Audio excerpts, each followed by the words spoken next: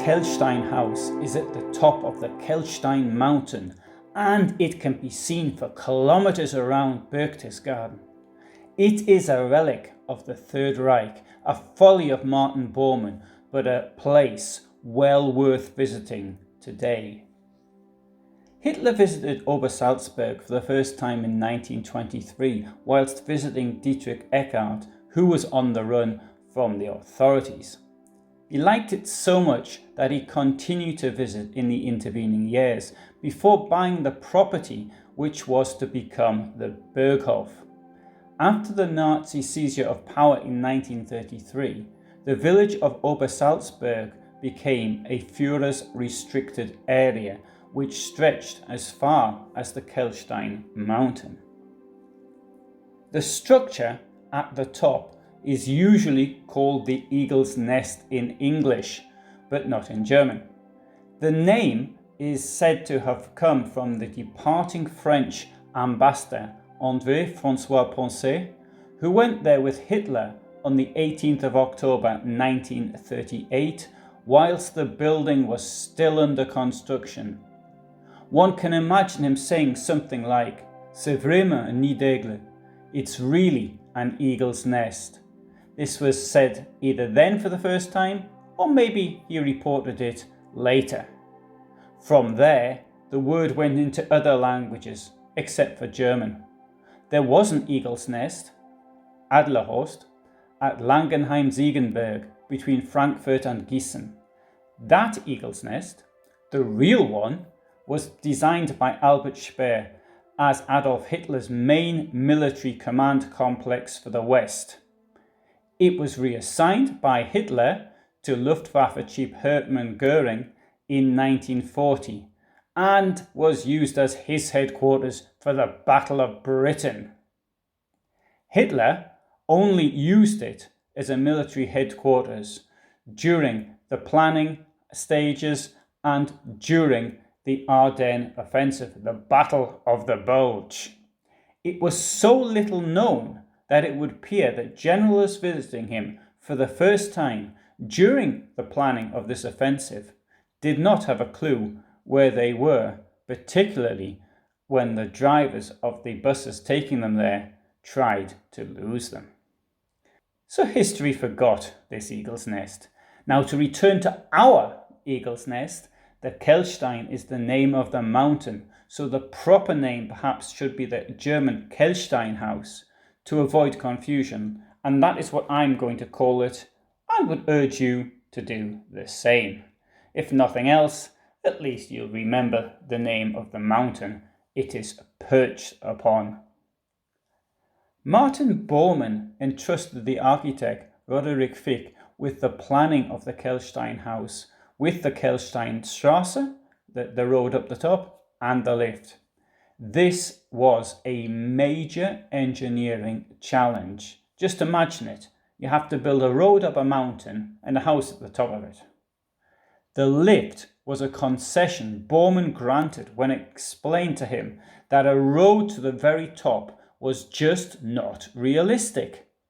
Therefore, the road comes to an end at the base of the lift, which you can see in this photograph, which was taken after liberation in 1945. The Munich branch of Hochtief was commissioned with the structural work for the Kehlsteinhaus, while the road up the mountain was the responsibility of Fritz Todt. Leopold Müller was also involved as construction manager of the road construction company Polensky Zöllner. Many German and later also Czech and Italian skilled workers were involved in the construction of the Kehlsteinhaus. There were 12 fatal accidents at work while the elevator shaft was being built inside the mountain. The construction of the road took 13 months, this being achieved through night shifts with the sites being lit up by searchlights. The project cost around 30 million Reichsmarks, which today is around it's at least 150 million euros and probably more. To get to the Kehlsteinhaus, the road ascends 800 meters over a 6,500 meter approach, which includes 5 tunnels and 1 hairpin turn. One arrives at a large car park, and there on foot there's a 124 meter long entry tunnel. The tunnel leads to an ornate lift, or elevator if you're in the United States, and that ascends the final 124 meters to the house. The tunnel is lined with marble and was originally heated with warm air from an adjoining service tunnel. When important guests arrived, they would be driven through the tunnel to the elevator. Then the poor driver would have to reverse in a straight line the car for the entire length of the tunnel, as of course there was no space to turn. And in the Nazi period, anybody visiting was almost certainly an important guest. The inside of the large elevator has polished brass, Venetian mirrors and green leather. The building's main reception room is dominated by a fireplace made from red Italian marble, which was a present from the Italian dictator Benito Mussolini. Unfortunately, it was damaged by Allied soldiers in 1945, who chipped off pieces of the fireplace to take home as souvenirs. The building, when completed, had a completely electrically operated kitchen. Everything electric. Now imagine that today, it's, maybe not that unusual today, but then it was very unusual. However, it was never used to cook meals. Meals were then prepared in town, and they were taken to the kitchen in the Kehlsteinhaus, and the kitchen was just used to reheat the food, which incidentally is exactly the same as what happens when you go to McDonald's. To get the house warm enough for guests, the heating was turned on 2 days in advance. That's at least 2 days in advance, and bear in mind people in general weren't going to be going up there in winter. A MAN submarine diesel engine and an electrical generator were installed in an underground chamber close to the main entrance to provide backup power support.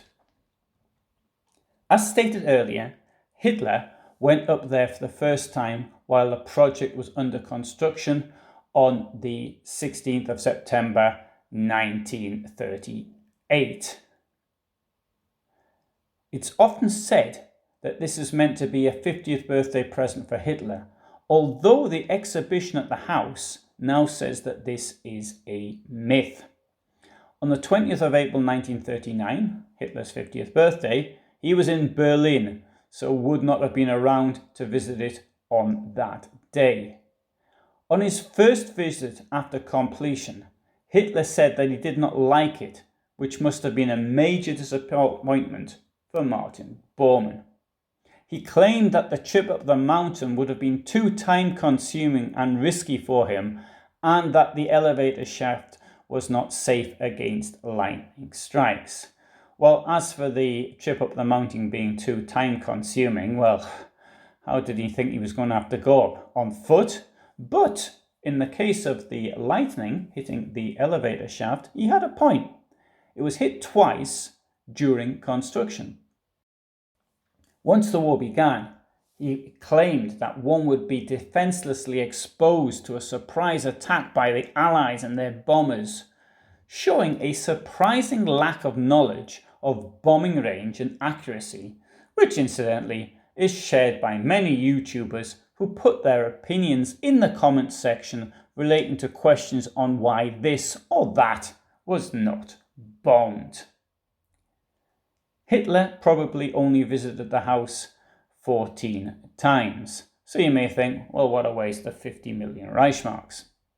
What I find strange is that whereas Hitler claimed to like mountains, he did not like them enough to go hiking in them, or for that matter, to to go up the Kehlstein in a chauffeur-driven car except when he had to.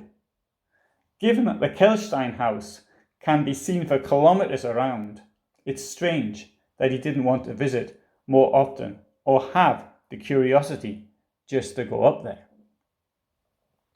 However, others did not share Hitler's opinion, above all Eva Braun, who left us a great deal of film from her time there. Others felt the same, and her films show a great deal of visits up there with the top dogs of the Third Reich. On the 25th of April 1945, the Kehlsteinhaus was one of the targets in the air raid by heavy British Lancaster bombers on Obersalzberg. It was not a hit, which is not a surprise considering how small it is for somebody up in a bomber plane. In any case, Hitler had left Obersalzberg for the last time more than 10 months earlier, and then was holed up in the Berlin bunker, which did not offer such wonderful panoramic views. Of course, the Royal Air Force did not know that, and the general feeling was then that he would probably go for a last stand in the Alps. Obersalzberg was liberated by French and US troops on the 5th of May 1945. The Kehlsteinhaus was confiscated and formally taken under control of US authorities on the 1st of April 1946. On the 17th of February 1949, the Kehlsteinhaus passed to the Free State of Bavaria. Normally the road opens on the 1st of May, but when I was there in 2017, the road was still closed because of snow, and you can see this in videos I shot in other parts of Berchtesgaden then. However, this is one of many visitor attractions in the area, which made a very deep impression on me. Indeed, I'd have to say, in 2017, my favourite location in my travels was Salzburg, Berchtesgaden. I'd look on the two of them because they're so close as being one destination. So I hope you found this video interesting and will consider subscribing if you haven't already done so. I upload at least one video every week, and that at least happens on a Friday at 8 o'clock in the evening, Central European time. However, occasionally I put up videos at other times as well. So there's a good reason to ring that bell. Thanks for listening.